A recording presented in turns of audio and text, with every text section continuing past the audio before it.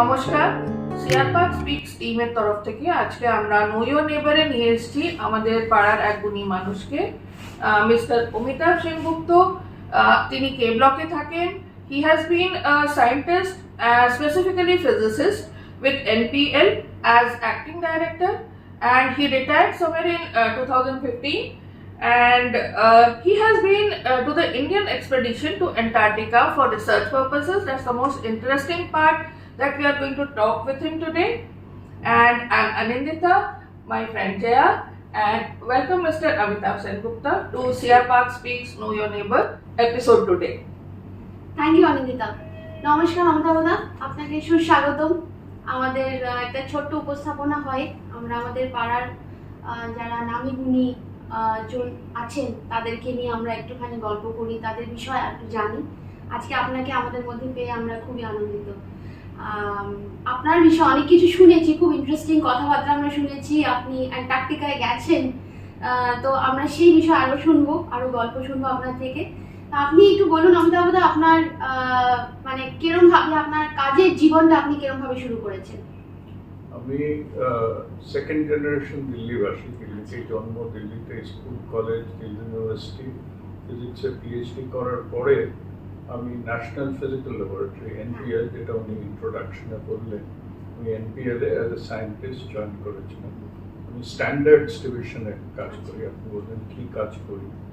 Standards division বলতে সে বিভিন্ন standard, যেমন 1 কিলোগ্রাম ওজন বা 1 মিটার লেন্থ, কিংবা এই যে টাইম, আমরা 12টা সাড়ে 12টার সময় ইন্টারভিউ করছি, এই যে ইন্ডিয়ান স্ট্যান্ডার্ড টাইম, এটা কে রাখে, কে মেনটেন করে পুরো দেশে, সেটা সাধারণত কেউ জানে না। এটা হচ্ছে ন্যাশনাল ফিজিক্যাল ল্যাবরেটরিতে আমরা Indian standard time, we are the custodians of national standards. তো আমরা এই কাজের জন্য স্পেসিফিক্যালি দ্য টাইম স্ট্যান্ডার্ড, সেটাকে আমি হেড করি। তো আমরা খুব অ্যাকিউরেট ঘড়ি তার জন্য ব্যবহার করি। অ্যাকিউরেট ঘড়ি বলতে তাদের বলা হয় অ্যাটমিক ক্লকস। অ্যাটমিক ক্লকস বলতে অ্যাটম বম। আমরা অ্যাটম ইউজ করে ঘড়ি বানাই, সেগুলো অস্বাভাবিক অ্যাকিউরেট আর কি, এত অ্যাকিউরেট, সেই ঘড়িটাকে যদি চলতে দেওয়া হয় তাহলে প্রায় 1 লক্ষ 2 লক্ষ বছরে 1 সেকেন্ড এদিক ওদিক হবে আর কি, ওরকম ধরনের ঘড়ি। হ্যাঁ, ওগুলো ছোট্ট, এরকম হাতে পড়া ঘড়ির মতো না, বিরাট বড়। তো এগুলো এনপিএল এ ম্যানুফ্যাকচার হয়?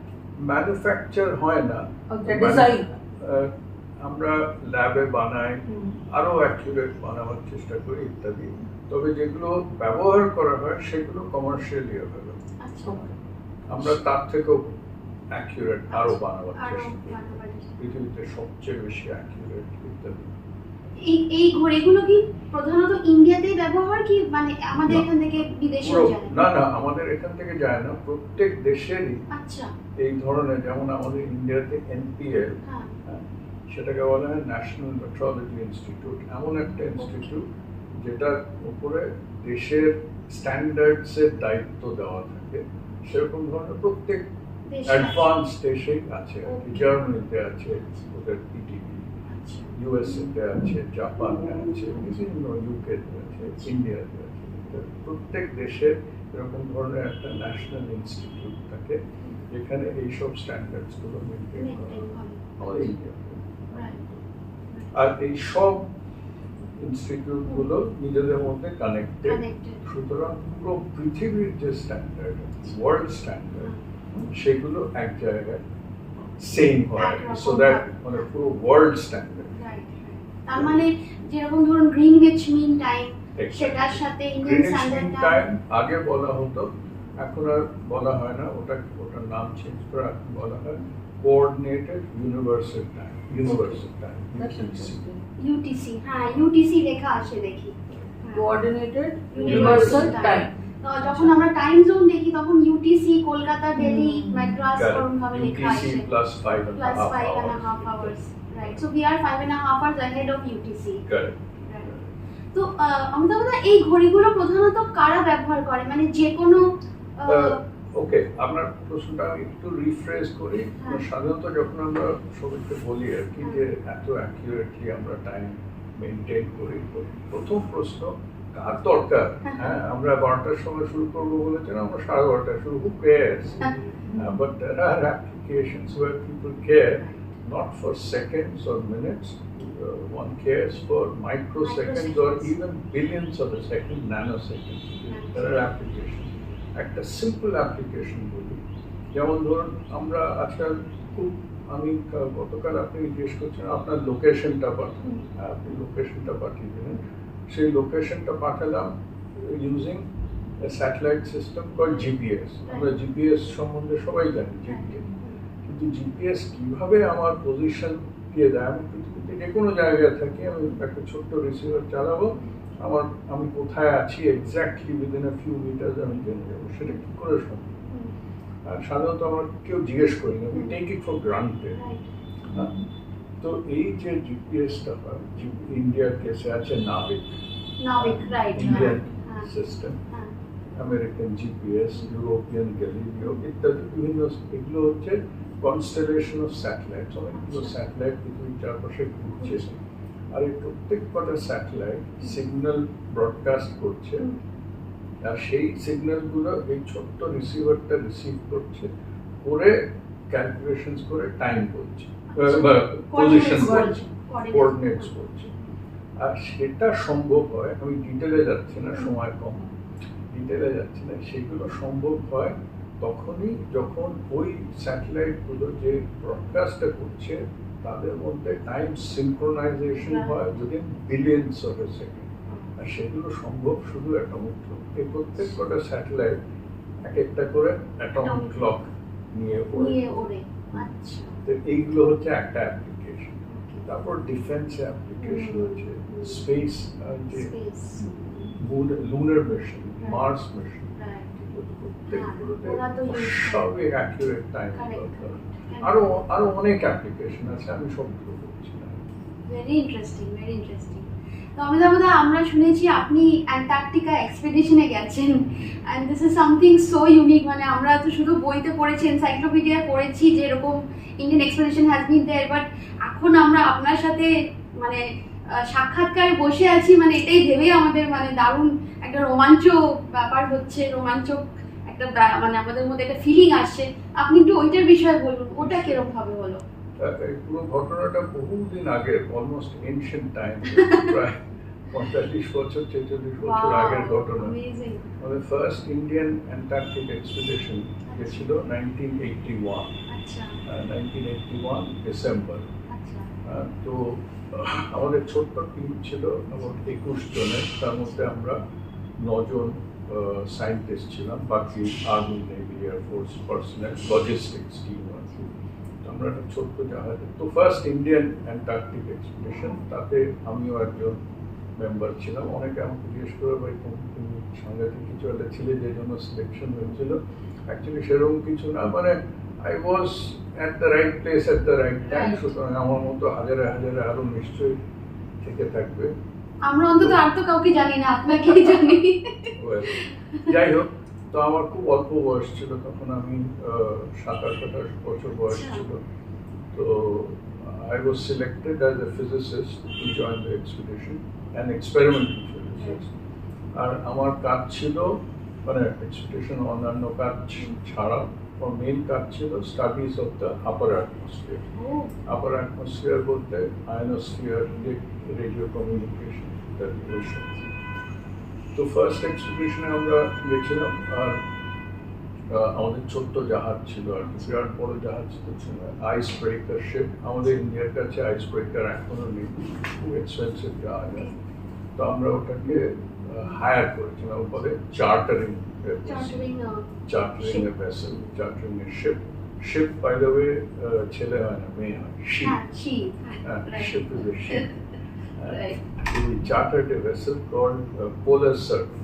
ওটা নরওয়েজিয়ান জাহাজ ছিল, about 50 meters long, icebreaker, ice strength then, it was not even an icebreaker. তো সেই নিয়ে আমরা গোয়া থেকে রওনা হয়েছিলাম 6 ডিসেম্বর 1981। তার আগে ইন্ডিয়া থেকে কেউ কখনো যায়নি, আমরা জানতাম না কোথায় যাচ্ছি, কিভাবে যাব। আমাদের প্রায় 1 মাস সময় লেগেছিল। 1 মাস পৌঁছাতে লেগেছিল? 1 মাসের সমুদ্র যাত্রা। সি সিকনেস হয়নি? হ্যাঁ, সেটাও বলছি। হ্যাঁ। তো এই এক্সপিডিশনে যাওয়ার আগে মানে সবচেয়ে আরেকটা ইন্টারেস্টিং ঘটনা হচ্ছে এই এক্সপিডিশনের প্ল্যানিং করার সময় এটা কমপ্লিট সিক্রেট ছিল। আচ্ছা। হ্যাঁ, এটার নাম দেওয়া হয়েছিল অপারেশন গঙ্গোত্রী।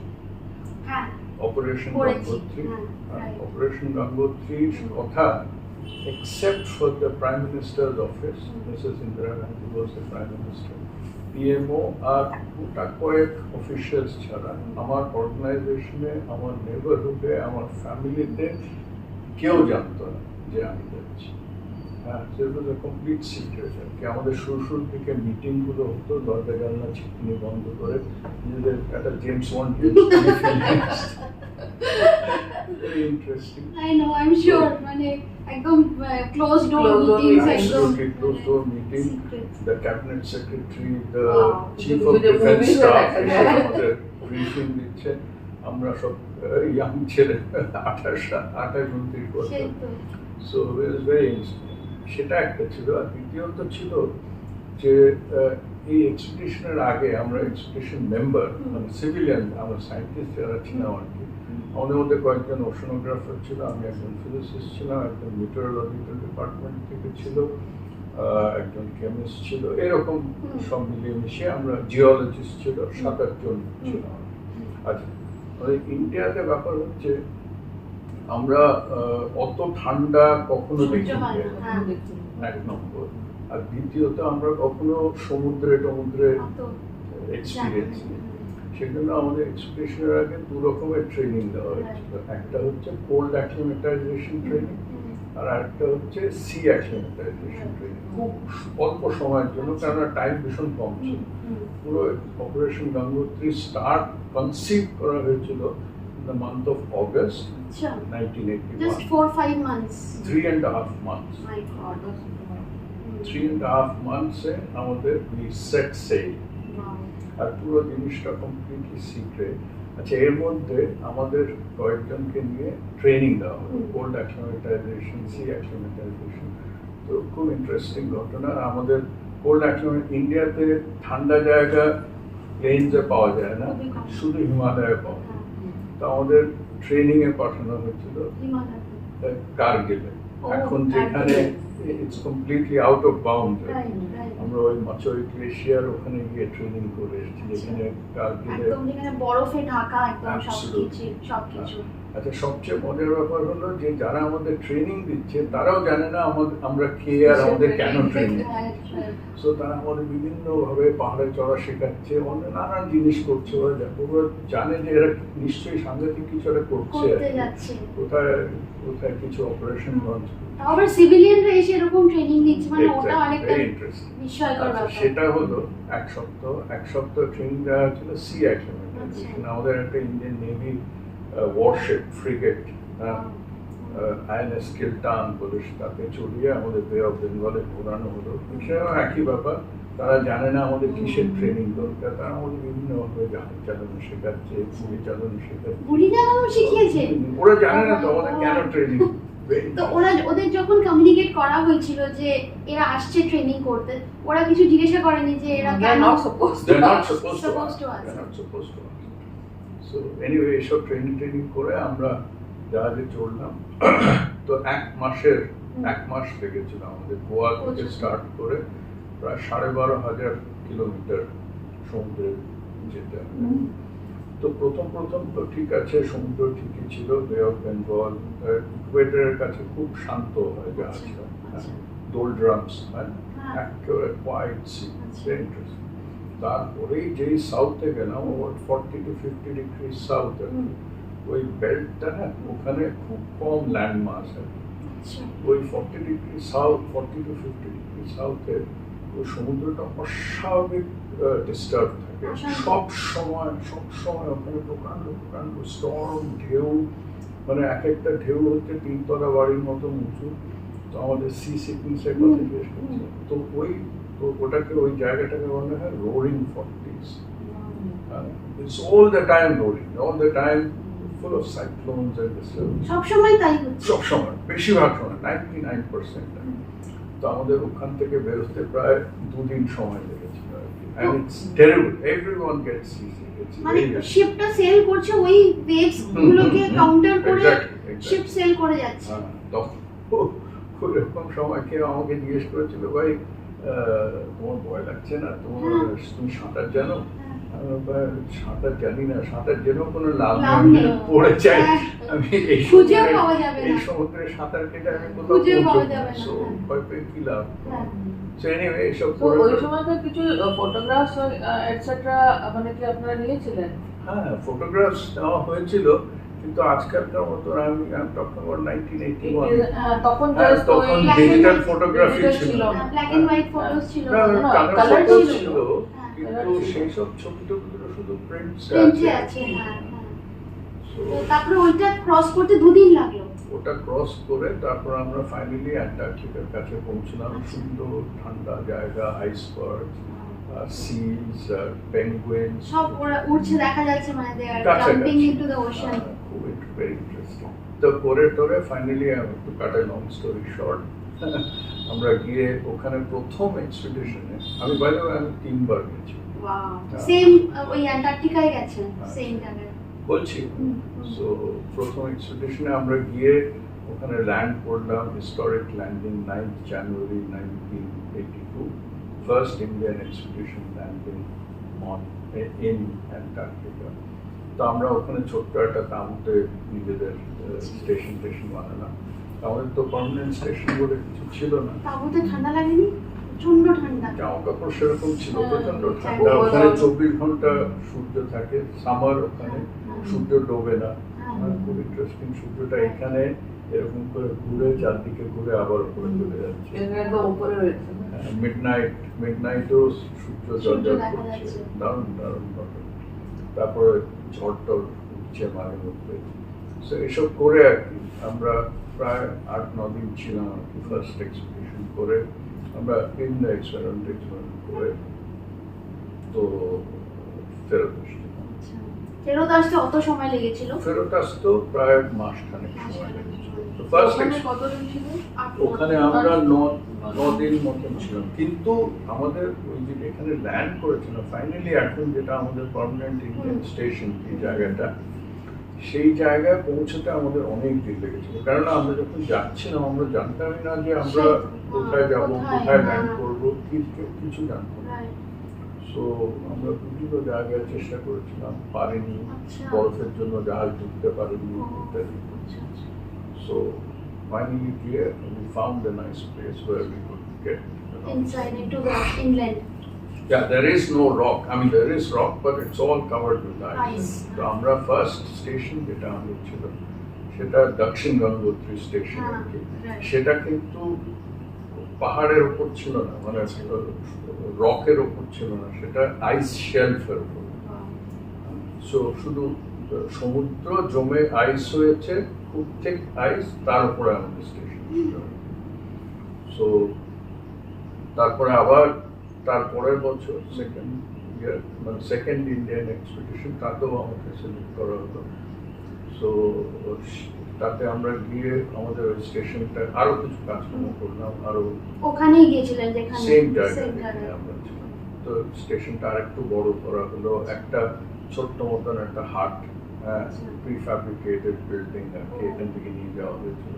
সেটাকে আমরা ইনস্টল করলাম, যেটাকে আমরা ভেবেছিলাম যে ইন্ডিয়ান স্টেশন দক্ষিণ গঙ্গোত্রী, কিন্তু প্রথমবার যেহেতু আমাদের একেবারে কোনো এক্সপিরিয়েন্স নেই, প্রথমবার, তো সেই স্টেশনটা 1-2 বছরের মধ্যেই খতম হয়ে গেছে। ওটা so we had no experience, কিন্তু আমরা অনেক কাজকর্ম করেছিলাম, সায়েন্টিফিক কাজকর্ম অনেক করেছি। তারপরে প্রত্যেক বছর এক্সপিডিশন যেত, আমি যাইনি। থার্ড এক্সপিডিশনে যেটাতে আমি যাইনি আর কি, থার্ড এক্সপিডিশনে ওরা গিয়ে ওরা একটা পার্মানেন্ট ইন্ডিয়ান স্টেশন তৈরি করেছিল, দ্যাট ইজ কল্ড দক্ষিণ গঙ্গোত্রী। ওই থার্ড এক্সপিডিশনের যে স্টেশনটা ছিল সেটা it was a completely bought out station, একটা কমপ্লিট স্টেশন আর কি, নকডাউন কন্ডিশনে আর কি নিয়ে ওটা ইনস্টল করা। ওটা একটা ইউকের কোম্পানি থেকে কেনা হয়েছে। তো সেই স্টেশনটাও প্রায় 7-8 বছর ওটা চললো, কিন্তু যেহেতু ওটা বরফের ওপর ছিল, তার নিচে কোনো রক নেই, পার্মানেন্ট রক নেই, বরফের ওপর কোনো একটা গরম জিনিস রাখলে কি হয়, বলতে থাকবে বরফ বলতে থাকে, নিচে প্রেশার যাবে। ধীরে ধীরে। ফাইনালি যখন কয়েক বছর পরে আমি আবার যখন থার্ড টাইম গেছিলাম, তখন ওই দক্ষিণ গঙ্গোত্রী স্টেশনটা একেবারে সম্পূর্ণ বরফের নিচে চলে গেছে, ওটা শুধু ছাদ দেখা Oh যাচ্ছে, my God! ভেতরটা সব কিছু একেবারে পারফেক্ট আছে, লোকেরা কাজকর্ম করছে, বাট নিচে চলে গেছে, একেবারে বরফের নিচে, বরফে ডুবে গেছে। তো মানে সি লেভেল থেকে উপরে আছে, না না, সি লেভেল থেকে অনেক অনেক উপরে আছে। আচ্ছা সি থেকে অনেক দূরে। আচ্ছা। তো কিন্তু আমরা ওই স্টেজে আছি, 1989-এ আমরা ওই স্টেশনটাকে অ্যাবান্ডন করে দিই। ও আচ্ছা, তো থার্ড টাইম আমি গেছিলাম 1988। আচ্ছা 1988 was the 8th expedition, আচ্ছা and I was selected as the leader of the 8th expedition. So I Wow. led that expedition. So it was quite a challenging task because I was only about 35 years old, and I had to lead a team of some 100 people. 100 is a big number, Well, huge team. Yeah, we needed a big team because 8th expedition was a very special expedition because we constructed the permanent Indian station called Maitri, Apna Maitri National. Right, right. And Maitri is not on ice, it's on solid rocks. Acha. It's about 80 kilometers inside, on the rock. 80 out. kilometers, It's huge. 80 kilometers, so we had to carry all the material by helicopter to that place called Sharmarkar Range. সেখানে গিয়ে আমরা মাইত্রি স্টেশনটা install, ওটা এখনো চলছে। কি দিয়ে তৈরি ওটা বলতে? ওটা মেইন স্ট্রাকচার গুলো হচ্ছে অ্যালুমিনিয়াম ফ্রেম, আচ্ছা আচ্ছা আর বাকি দেয়াল গুলো ওগুলো সব prefabricated wood along with insulation material. পুরো বড়, বিরাট বড় station, and I'm really proud of that station, not just because it was constructed in my expedition under my leadership, but I'm really proud of that station because it was completely indigenous. Amazing. Completely made in India back in 1988. That's very The structure was designed and developed by the Defense Research Organization, DRDO, in Pune. And all the stuff inside are just two things. শুধু satellite communication আমরা ওটা দেশে তৈরি করি না, স্যাটকম টার্মিনালটা imported ছিল, আর আরেকটা জিনিস তো ওই বায়োলজিক্যালি ডিগ্রেড করে আর কি, কিচেন ওয়েস্ট এটসেট্রা, ওই ইনস্ট্রুমেন্টটা বিদেশ থেকে আনা হয়েছিল। বাকি সব জিনিস যে আমরা জেনারেটর চালাচ্ছি, আমরা ওয়াশিং মেশিন, আর সব কিছু আর everything was Indian. The pump to pump water out of the lake, etc. for drinking. Everything was. ওখানে গার্বেজ ডিসপোজালের কিরকম ব্যবস্থা? Very, very good question. ওখানে যেহেতু এত ঠান্ডা, হ্যাঁ, সেই জন্য না কিছুই ওখানে এনভায়রনমেন্টে ফেললে ডিগ্রেড হয় না। Nothing degrades, including human waste, biological waste. সেই জন্য one has to be extremely careful in disposing waste. তো আমাদের ওখানে হিউম্যান ওয়েস্ট ডিসপোজ, ওখানে আমাদের স্টেশনের পাশেই একটা লেক আছে। সাধারণত অ্যান্টার্কটিকাতে লিকুইড ওয়াটার খুব কম থাকে, কিন্তু কয়েকটা জায়গায় থাকে যেগুলো গরমকালে ওটা জল হয়, শীতকালে আবার পুরো জমে যায়, তলায় একটুখানি জল থাকে আর কি। তো এখন এখানে যদি কোনোভাবে হিউম্যান ওয়েস্ট ডিসপোজাল হয়, সেটা তো নষ্ট হবে না, গ্র্যাজুয়ালি যদি সিপ করতে গিয়ে যদি লেকে চলে যায়, বাস খতম, তাহলে আর আমাদের ওখানে থাকার সম্ভব থাকে না, because we drink water out of that. সেই জন্য we still have to be extremely careful about the way we dispose human waste. তো ওখানে আমাদের ওই যে টয়লেটগুলো, সেগুলো হয় ইনসিনারেটেড টয়লেট, ভেরি কেয়ারফুল। আচ্ছা, ইনসিনারেটর টয়লেটের আরেকটা অসুবিধা হলো you have to naturally light a fire. So lighting a fire in Antarctica is one of the biggest hazards. But with so much ice around, you still don't have water. যদি একটা আগুন লাগে কোনো কারণে, স্টেশনটা পুরো কাঠের তৈরি, স্টেশনটা পুরো কাঠের তৈরি, যদি কোনোভাবে আগুন লাগে ওই ইনসিনারেটর টয়লেট থেকে, তাহলে কোনোভাবে স্টেশনকে বাঁচানো যাবে না। কেননা বরফ আছে, বরফ দিয়ে তো আর আগুন নেওয়া যায় না, জল নেই। সো সেজন্য হিউম্যান ওয়েস্ট ডিসপোজাল, যে কোনো ধরনের West, kitchen disposal, human disposal, whatever, one has to do extremely careful. তো ওটার একটা আলাদা চেম্বার আছে, সেখানে আলাদাভাবে আমাদের টয়লেটগুলো স্টেশন থেকে একটু separated, connected by a link, connected by a small corridor. And then ওখানে যত human waste plus biology plus আপনার কিচেন ওয়েস্ট গুলো অন্যভাবে করা না। সো তো এই হলো আমাদের মাইত্রী স্টেশন, বিরাট বড় স্টেশন, দোতলা বিল্ডিং, তিনটে উইং আছে, মেইন বিরাট বড় স্টেশন। আই উইশ আমি জানতাম, তাহলে আমি ছবি নিয়ে আসতাম, but you can Google and see Maitri.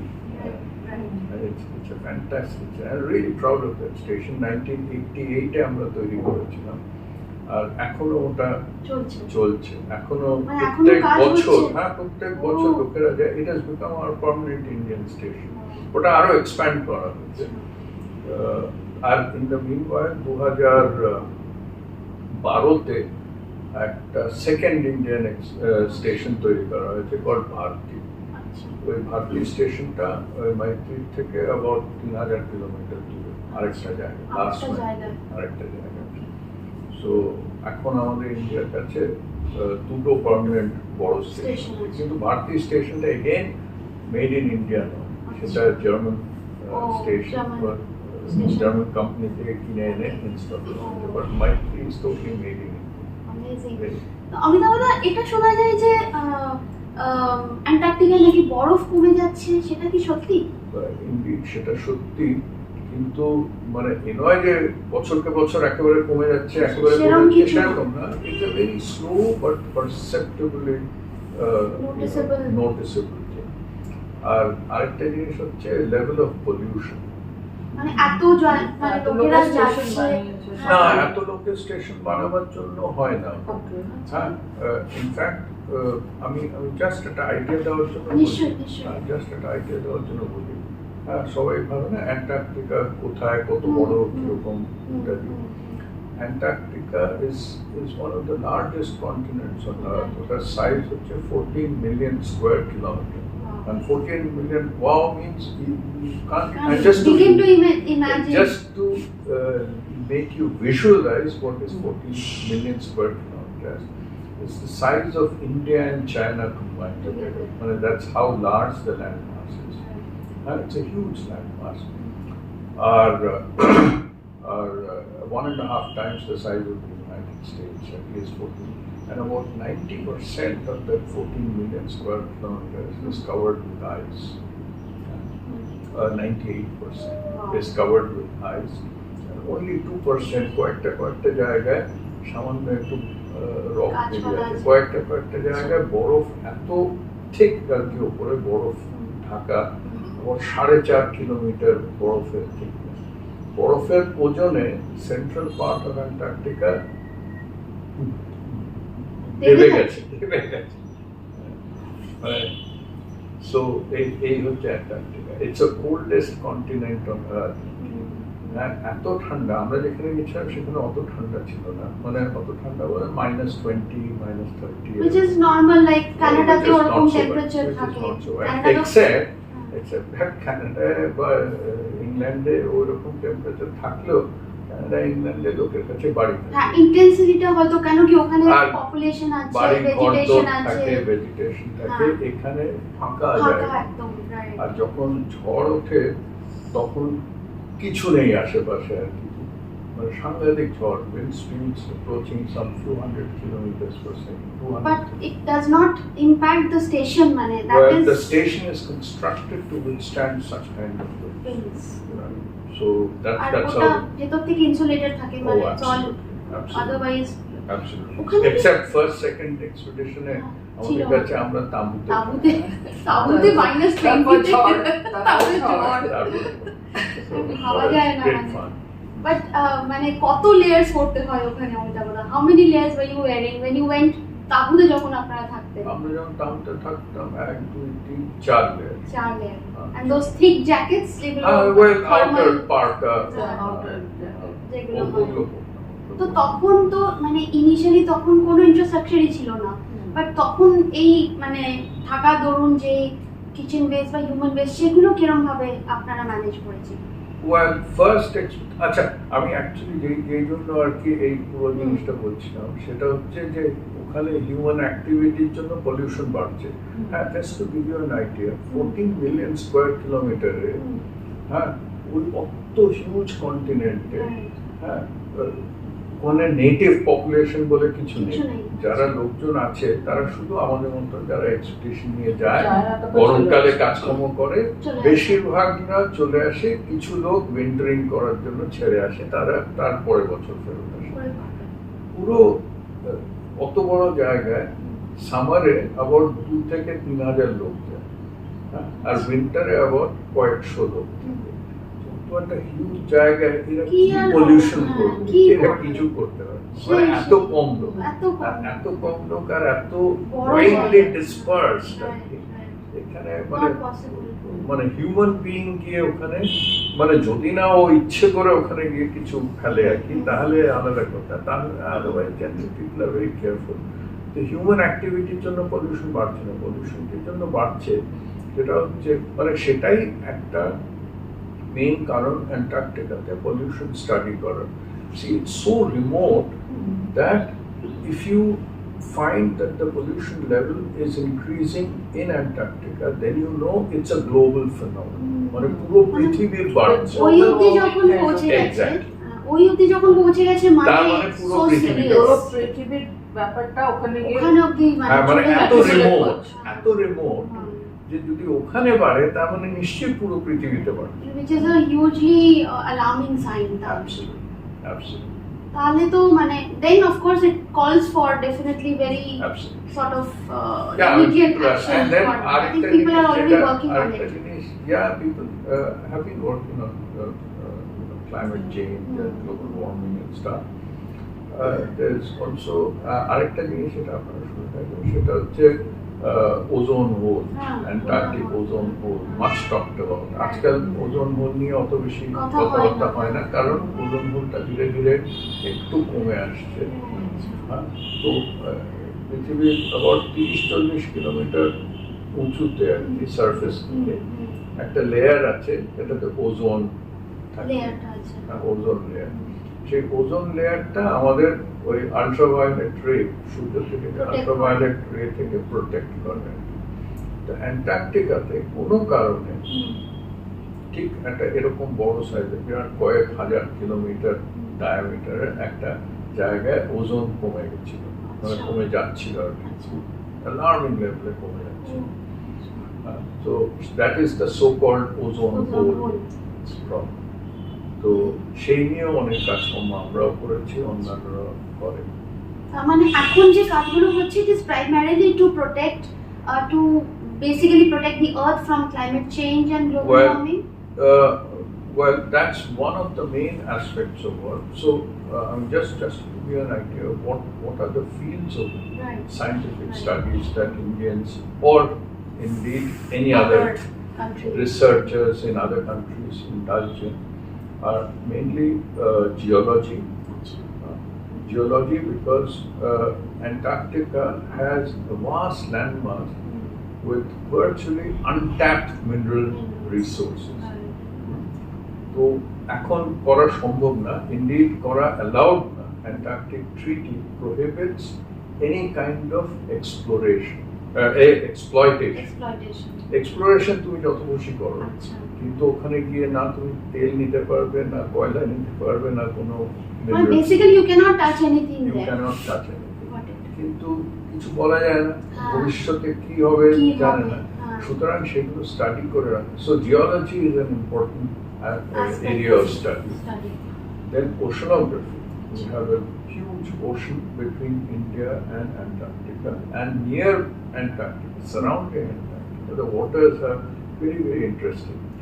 Very cold waters. ওখানে সমুদ্রের জল না 0 ডিগ্রি তে ফ্রিজ করে না, কারণ নুন আছে তার নুন আছে। হ্যাঁ, ওখানে জল মাইনাস, ওখানে জলের টেম্পারেচার হয় অ্যাবাউট -2 ডিগ্রিতে।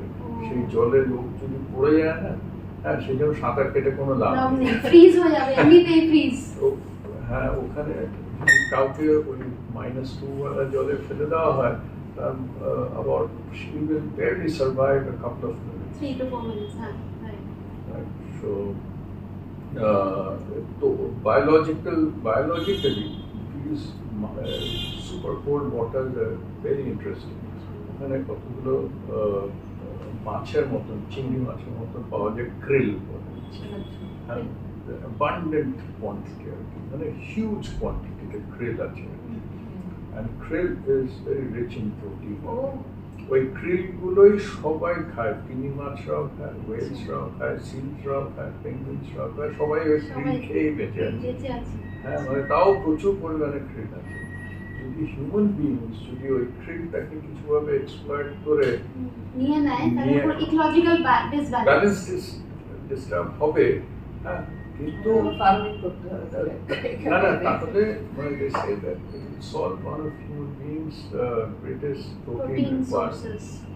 হ্যাঁ, কিন্তু আপাতত সম্ভব না, কেননা বিশাল দূরে, অত দূরে গিয়ে সম্ভব। So, আচ্ছা, oceanography, geology, then meteorology, weather forecasting. There is a strong connection between the Antarctic climate and weather and the Indian monsoon and stuff. So meteorology is Study. another area of study.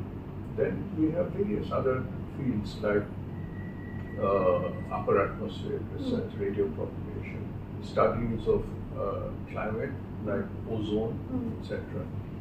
Then and so on. I'm not going through all the details, but another very, very important area of study is study of human behavior under stressful conditions.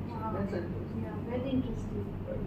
So that is an area of study that one. So, do some psychologists also accompany you now? Well, not in the initial expeditions. But শুরুর now- দিকে এখন আসলে অনেকে যায়।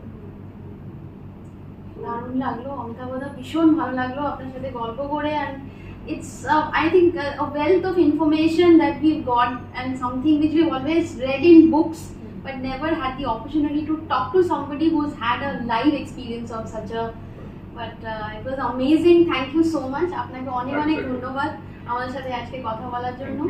Thank you. দর্শকরা, আশা করি আপনারা অতটাই এনজয় করেছে যতটা আমরা এনজয় করেছি অমিতাভদার সাথে কথা বলে। আপনাদের সাথে আবার খুব শিগগিরই দেখা হচ্ছে।